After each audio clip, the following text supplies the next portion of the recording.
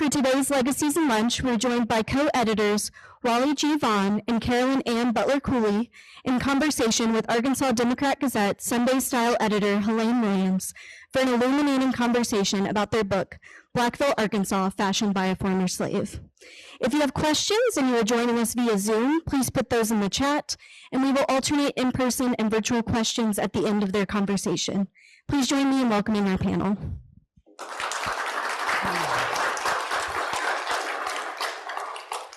Well, good midday, everyone. First of all, I would like to welcome you to this, and along with the editors of this wonderful book, I would like to thank you for being here. I know that there are plenty of cameras on us today, so I'm sitting here in my trying to look thin pose.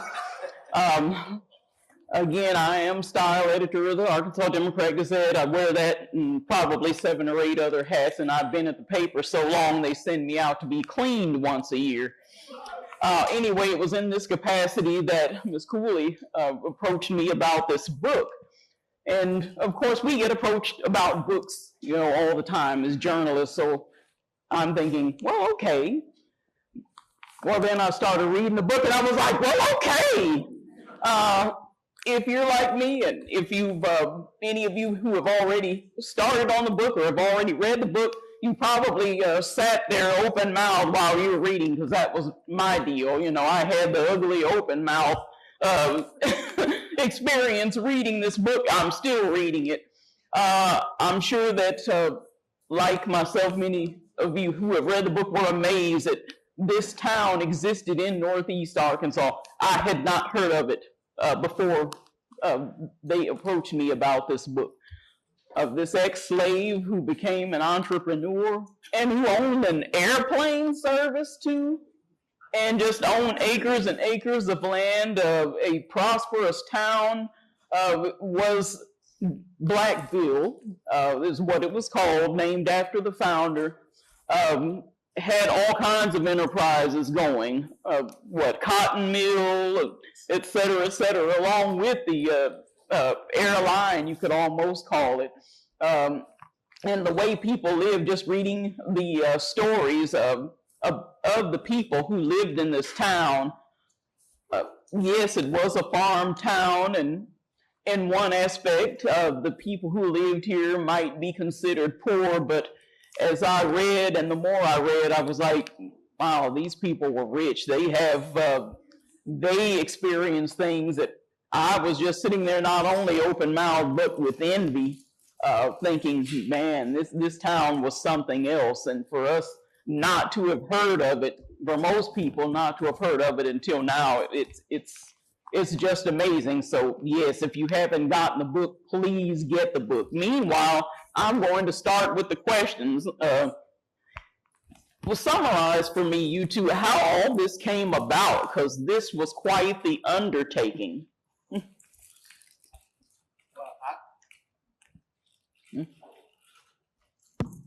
I came to Arkansas, to Little Rock, in January 2016 to write oral history. I was invited by an individual in a small group in mid-2015, and I was unable to come at that time. They heard about some work I was doing in Southwest Virginia,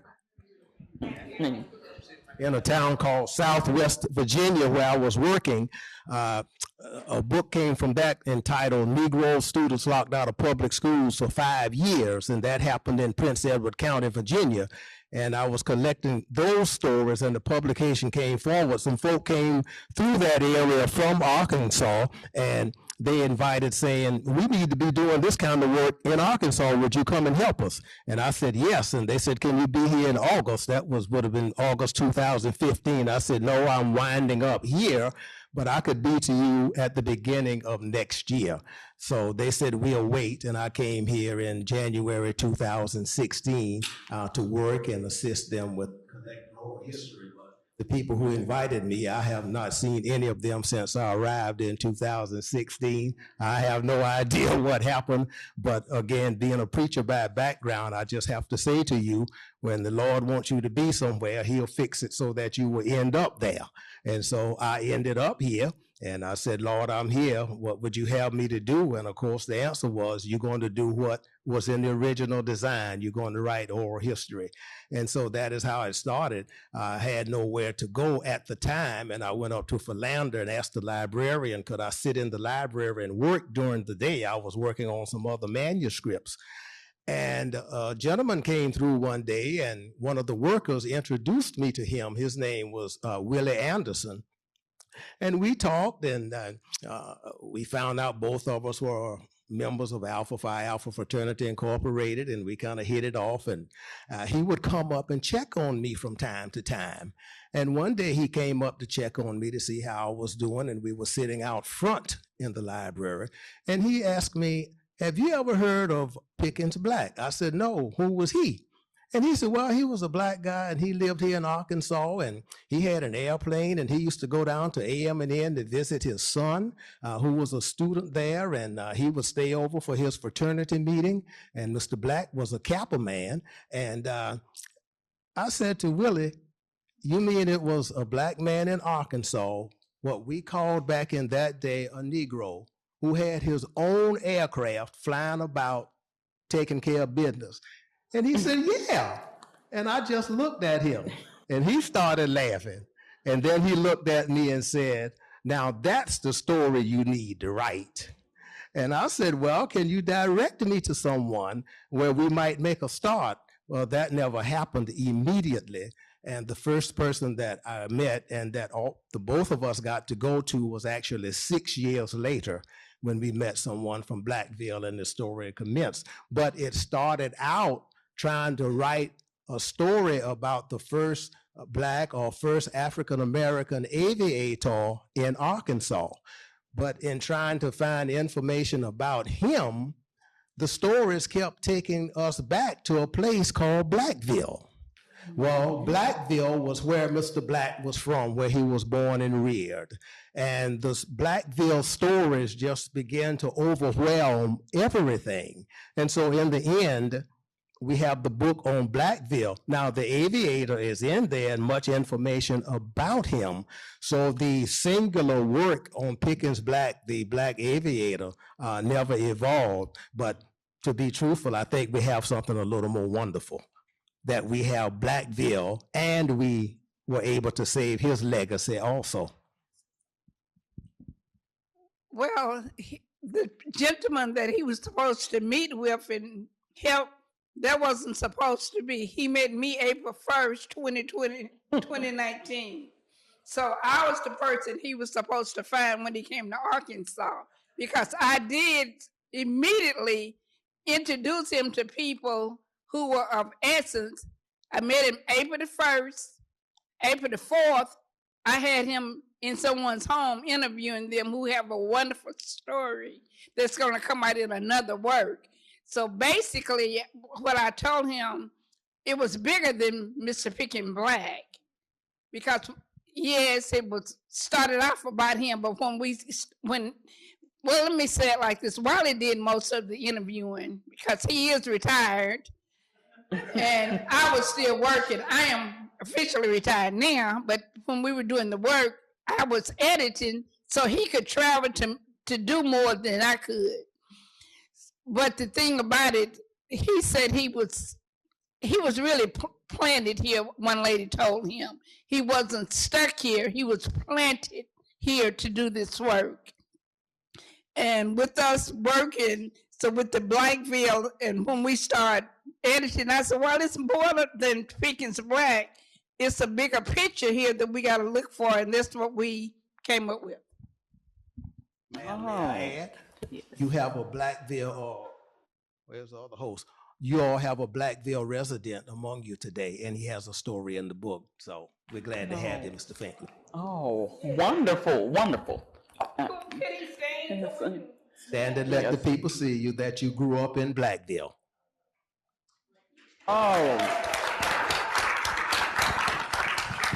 Oh, that is awesome. Well, look, I brought my cheat sheet for this next question. The book is a major stereotype buster as far as life for black folk in the rural South. I was wondering, what are some things besides the fact that a black man in rural Arkansas owned airplanes that surprised you two most about life in Blackville? The Blackville Junior High School, 1st to 8th grades, where all the students went in Blackville, they engaged in rigorous undertaking and serious education every day. To say that was totally surprising would be incorrect, because during that era, when many of us came along who were 65, 70 and above, education was a serious thing. But one of the things that surprised me was after they finished Blackville Junior High and went to Branch High School in Newport and graduated 12th grade, the number of Blackville former students who went off to college and majored in chemistry, biology, and the other sciences, that was just amazing to me. And when you think about a setting like that, but it says something about school during that era. It says something about teachers from that era. It says something about education from that era. When you basically come up in a farm community, that's all they had. It was farmland. They grew cotton, rice, maybe a little tobacco. Everything else, cows, hogs, you name it, they had it. But cotton was the big source of income. And that they could come out of that environment and produce the chemists, the biologists, and others who worked in laboratories and so forth. That was just an amazing and a wonderful thing to me. But even above that, the second thing, to say surprising, somewhat, they had something else that other small communities they had, but Blackville did not have. Even small communities had post offices. Blackville didn't have a post office, but this is what they had. They had no seat of government. Think about that. You have a community with all these individuals and families living together, working together, exchanging goods and buying and selling, and you have no seat of government. Pardon me? Mm-hmm. No seat, that's what I'm saying. That was the rich piece. No seat of government, ma'am. And it was Alexander Williams, who has one of the closing stories in the book, who mentioned it. I mean, I was aware that nobody ever talked about voting and people running for no. And Alex said, well, Wally, you know, there was no seat of government at Blackville. I said, Alex, that's a wonderful way to put it. So really what we had, and if I get excited, now I'm not gonna apologize for getting excited because the story excites me. See what happened? What we had at Blackville? We had a spiritual community. It was, if you have no seat of government, no laws, how else are you living? You're living by the one law that governs all who are willing to live thereby. You know what that law is? Do unto others. But have them do unto you. That's right. Do unto others. That was the guiding, that was the kind of unspoken guiding rule in Blackville. Now, Alex did say the old man, the former slave, he said, now the old man was the conscience of Blackville. Yeah. Again, Alexander Williams, his story, he said the old man was the conscience of Blackville. But if you have someone who is the conscience of a community, you still have no law. It's the conscience of that individual that informs the community, this is how we live here. And if you have a problem living like this, right. Thank you. It's cool. This is kind of emotional for me. The thing about it, when we look at Blackville, like what Wally just mentioned, no form of government. But the people were so close-knit and how they looked out for each other. And if when you read the stories in the book, it's reflected how they lived to protect each other. And one of the young ladies, she was a young girl, the people were so intelligent. They were just thinkers. Because one of the young ladies in the book, she stated that she noticed the decline when she was a young girl. I think she said it's about 11 or 12. It just let me know that those people were instilling in those people something meaningful for them to go on in life. And even the ones that did consent to share their stories, the stories have so much in them. It's just mind-boggling to think about what was going on in that little Blackville, Arkansas. Yes, well, I was reading these stories and I was like, wow, everybody could cook, everybody could sew, everybody could butcher a hog. Had the midwives, right, had mothers the midwives. Yes. Yeah, she walked on down to the house and delivered the baby. And the other great distance, as one lady said, you could walk 10 miles through and still be in Blackville. Children running and playing. So if she had to go a distance, she got on the mule and wagon and get to the house and delivered the baby. Even though, back to what Wally said a few minutes ago, the guy was talking about the airplanes. And when I talked to Wally, I said, Wally, when I started reading the stories that he had collected, because as I say, he did most of the collecting of stories. I said, wait a minute, this bigger than airplanes. And those stories in the book reflect that it's bigger than those airplanes, because some of the people saw the airplanes, they didn't even pay any attention to them. And one lady is in here, Miss Ann Brown, if you look on, talk about what Ann said. well, on the back of the book, she wrote the only review we have. Stand up.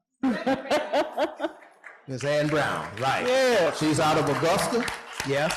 PhD out of Howard University. I want y'all to hear what she said if you don't have the book. Well, read what she said on the back of the book there about this. Ann Brown, it was phenomenal. Okay, right here. Yes. Since she wrote it, you want her to read it? Oh, Yeah, come on, Ann, come read if you want to, I can read it. Yeah, you got a lot of people up here that came for you today. Come on and read what you wrote. Okie dokie. Thank you. Would you like me to get you a chair? Ma'am? You're gonna stand, would you like me to get you a chair? Oh, no, I can stand. Thank you, because then I'm gonna go back. Where did I start? The takeoffs and landings of airplanes from the 1940s until around 1970 were so commonplace in Blackville that residents in the all-Black settlement paid little mind to the roar of the engines. Many may believe such a place could only exist in fantasy or fiction. How else could so few people have heard of the former slave, Pickens W. Black Sr., and the pilot, Pickens W. Black Jr., in Blackville, Arkansas? The remarkable haven for Americans of African descent. The book offers a treasure trove of first-person narratives. These stories are a vital excavation, reconstruction, and vivification of a long-neglected part of American history. Participants in Blackville, Arkansas, fashioned by a former slave, share their joy and pride and fill in crucial facts about the everyday lives, struggles, and triumphs of Blackville, Arkansas. Awesome. Yes. Well, to piggyback off of that, the thing that surprised me was that this town did not become another Rosewood or did not become another Tulsa. And I was wondering, was that because it somehow was such a well-kept secret, so well-kept that many of us black folk today are reading the book open now because we didn't know about the town? I'm unsure, but even Dr. Brown, who just stood before you after we met maybe 3 or 4 years ago, and she found out I was working with Blackville and collecting stories, she said, good. She said, we live just a short distance from Augusta to Blackville is maybe 45 minutes at the most. She said, I never heard of Blackville until I was off in college and grown. So there were people in the immediate area who were unaware of Blackville. Now, people knew about it.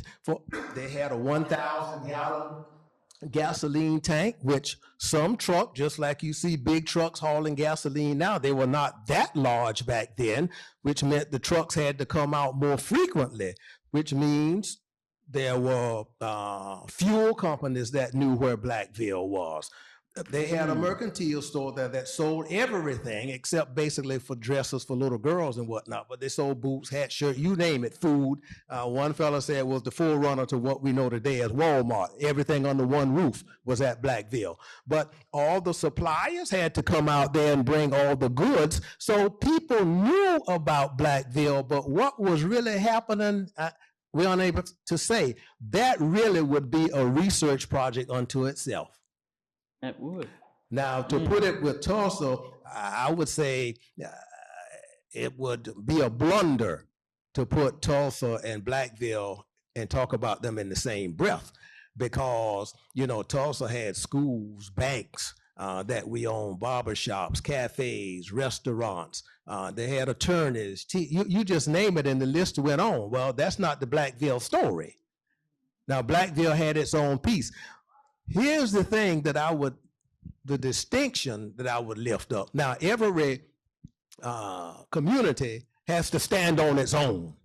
There was a writer from the 19th century, his last name was Herder, Herder. He wrote about civilizations and so forth. And he cautioned people about comparing civilizations and peoples and so forth. So I think we do ourselves an injustice when we go that route. Let each one stand on its own and go therefrom. But I will say the uniqueness of Blackville, when viewed in light of others, is this. Blackville is the only community from which we have the story.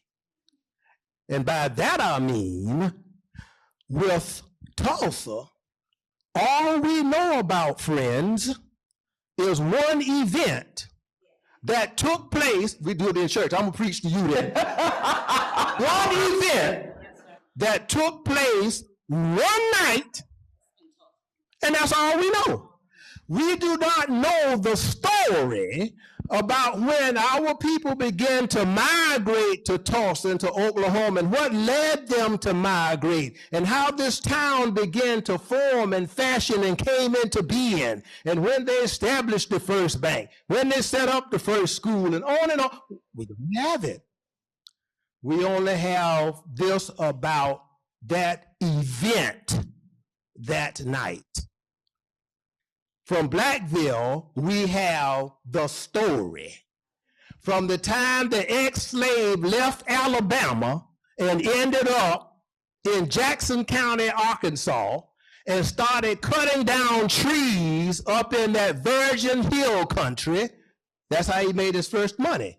He started cutting down trees and he would sell the trees or the lumber. Then he took that money and bought more land. And he kept repeating that process until at his death, do you know how much land he owned? His land stretched 20 miles one way. From Blackville to a place called Southland, Arkansas. And the beauty is we have the story. That's why I guess I'm so excited and why people are smiling. And yeah, here's the difference between, for me, the difference between an event and a story. An event sparks interest. A story inspires. Amen to that. Can't get enough of the story. You can tell, there's some stories you've heard in your life over and over from members of your family. And guess what? We never get tired of hearing them tell that story. Yeah, we can go further. I'm going to come back. Awesome. Just so you will know, that's the gospel message. It's a story. And it's told repeatedly every week all around the world because the story inspires. Mm. Oh, well, of course, this is the story of Blackville and all the stories within it. I was reading and I was seeing where I had mentioned, about how everybody could cook. I saw there was one lady in there that said that because she was the youngest in a big family, she actually didn't learn to cook until she was married. And then there was the 8-year-old driver who drove her mother around because her mother, for whatever reason, just couldn't get a handle on driving. So this 8-year-old girl is chauffeuring her mom, What are some of the stories that stood out? I know it's hard to pick, but... Now, the granddaughter of Mr. Pickens, this was very, she lives in Marmel. Her story was very interesting. They were on their way in the airplane to New Orleans. On a family vacation. In the late 50s. That's right. So basically, thank you, sir. They ran into some bad weather. Now, I haven't flown before, unfortunately, but I can imagine those winds hitting against the plane, all that turbulence. So she says that her daddy knew that he had to get their family out of the air. So he put on his white man's voice. Wow, wow, wow, wow, wow, wow, wow. We're having some trouble up here with this plane. The wind is just coming. We need a clearance. We need a clearance. And you tell the rest of it. Well, you know who down on the ground, who they thought was up in the air. And they gave him permission to land at some little airport there in Alabama. And she said when they landed, her daddy packed it up and shut the engines off and opened the door. When he stepped down, they kind of just looked at him. You know who they thought he was? Or if you don't know, they thought he was traveling with a Caucasian family and he was carrying the luggage and so forth. And then after he got off, what they called back in that day, a Negro woman got off the plane. They probably thought she was, the house lady for the family. Then 3, 4, 5 little children got off. With the mom and daddy, I guess, yeah.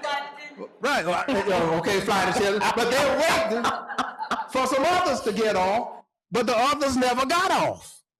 And she said when we went inside the terminal, said they were just looking at us like we were zombies because they could not believe that her father had flown the aircraft in and landed it. But of course, he had to use his voice of imitation to get them to embrace him and said, well, you just circle and come so many miles and this, that, and other, and then you can land and you'll be safe. We'll take care of you.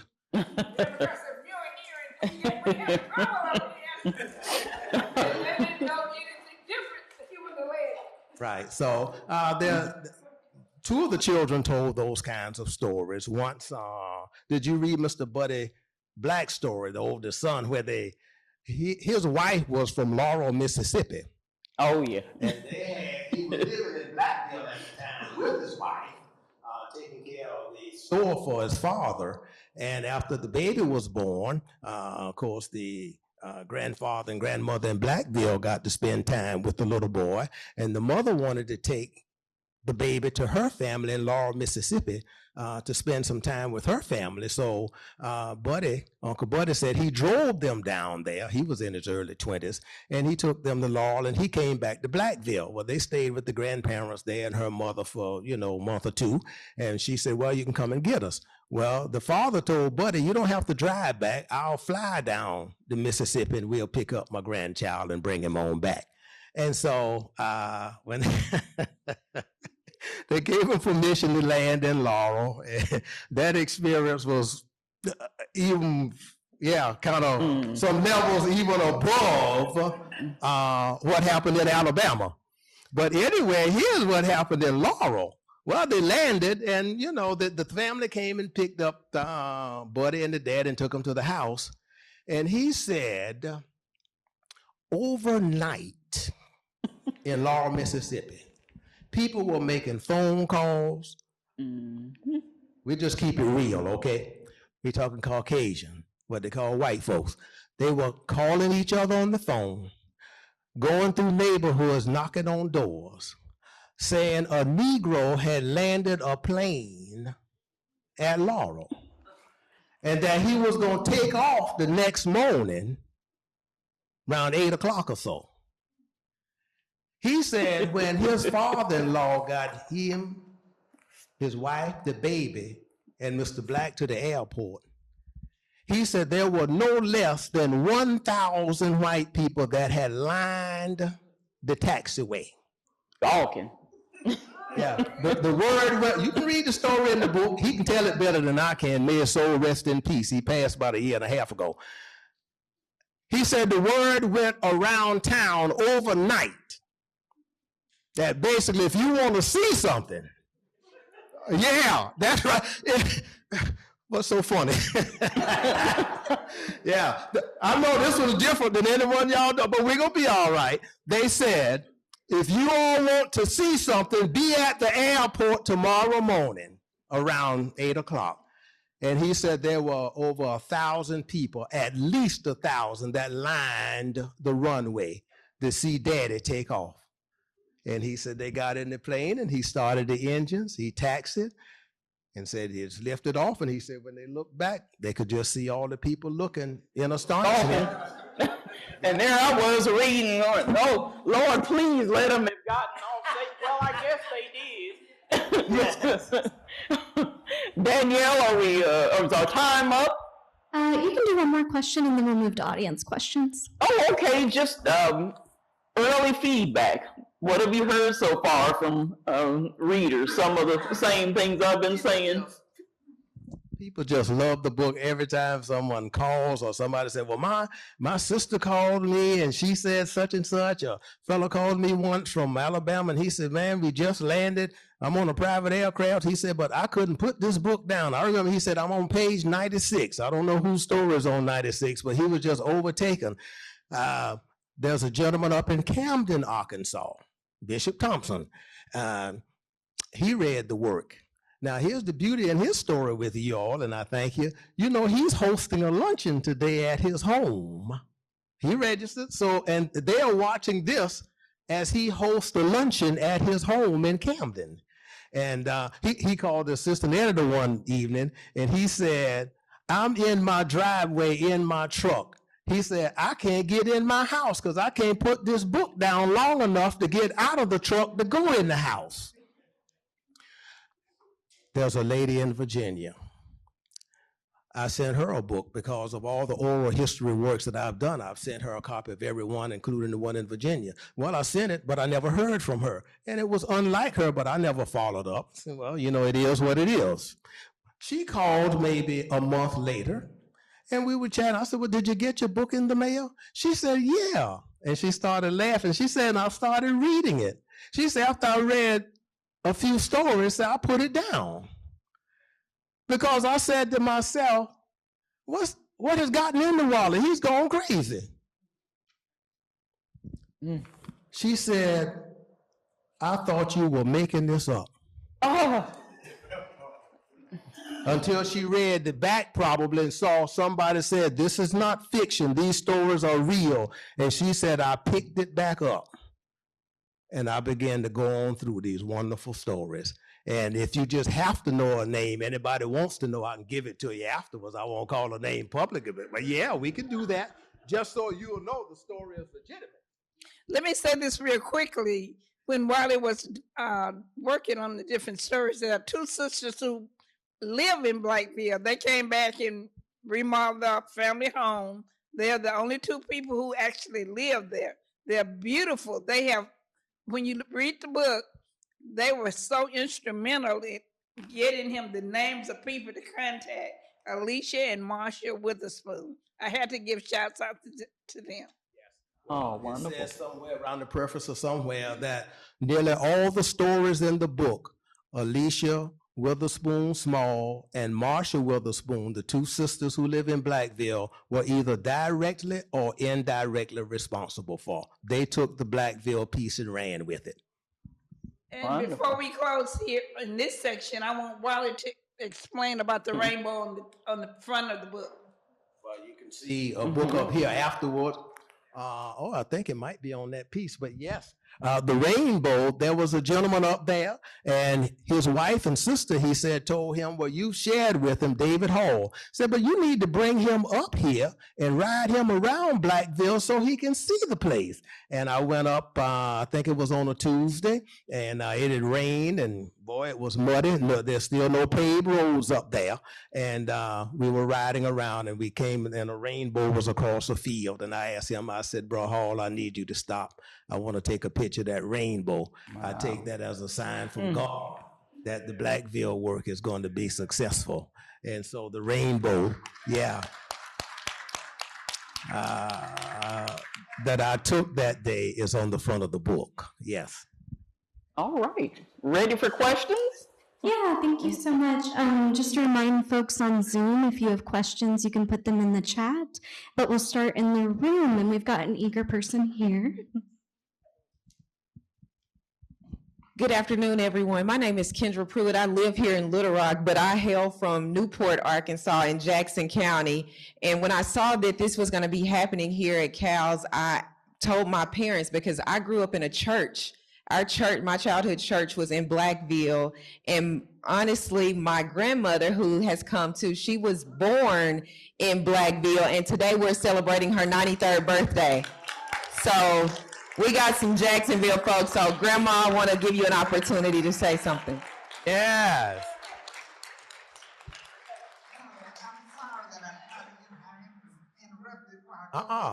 I'm not going to Little Rock without I have something to say about Blacksville. Yeah. I was born in Blacksville, grew up in Blacksville, grew up with Mr. Pickens Black's children. We went to school out there at Blacksville together, the older ones. I'm 93 years old. Thank you. Your name? Lily Simpson. I was a Horton then, my name, but yes, ma'am, Miss Simpson. So, Miss Wally, I think you was at Maple Chapel up there with Marsha and Alicia. Yes. And I came in and you have a story in the book. You have the last story in the book. Well, doggone.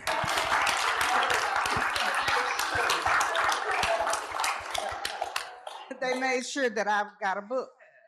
I haven't seen her since that day when she shared her story. That's right. But anyway, I just wanted to know because I couldn't sit in the Lord have mercy. And every day. And so anyway, I saw her. We had some good times. Sure They did at Blackville School when it's for high, it's 8th grade, and everybody that was in that grade, and they eventually went to I don't know how to say it, Branch High School, and that's where I graduated from. So anyway, I just wanted to let you all know that I am Blacksville. I born there. I was raised there, and probably partially grown when I left there because when I left Branch, I worked in Newport for a while and then I married, and I married real successful. All right then.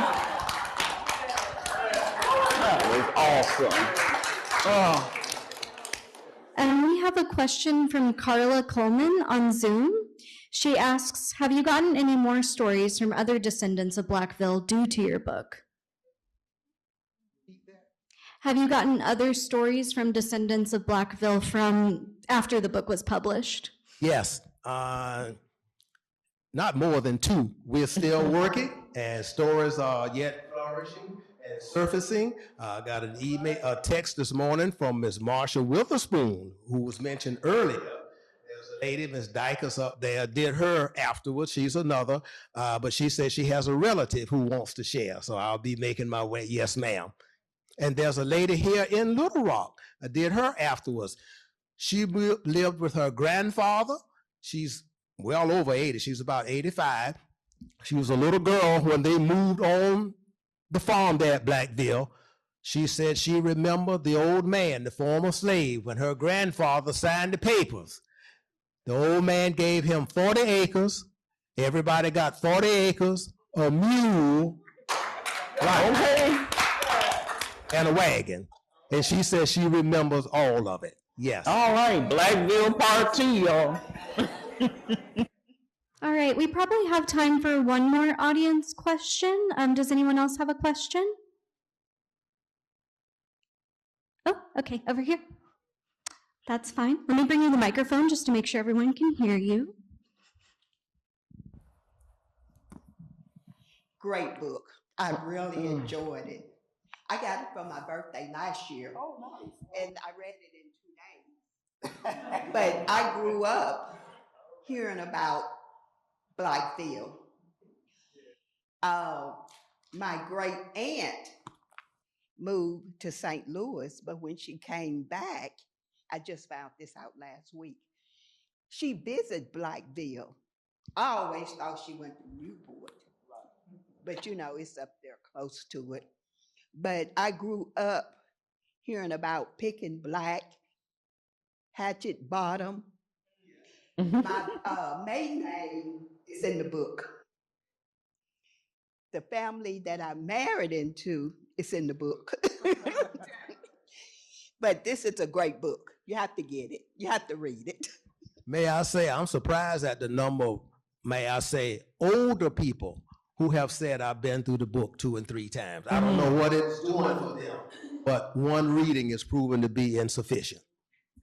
Now, one lady that I had met here in Little Rock, Sandra Calhoun Bracy, she took us up to Newport to meet some of the people. That's how we met the Witherspoons. So people have been so supportive, and I thank God for their working with us to make sure that book is published. And I'll say this real quickly. Wally's and my name is on the front of the book, but the meat of the book is inside those stories that those people left, something on paper for generations and generations to read of Blackville, Arkansas. All right, well, thank you so much. Can we have another round of applause for our panel?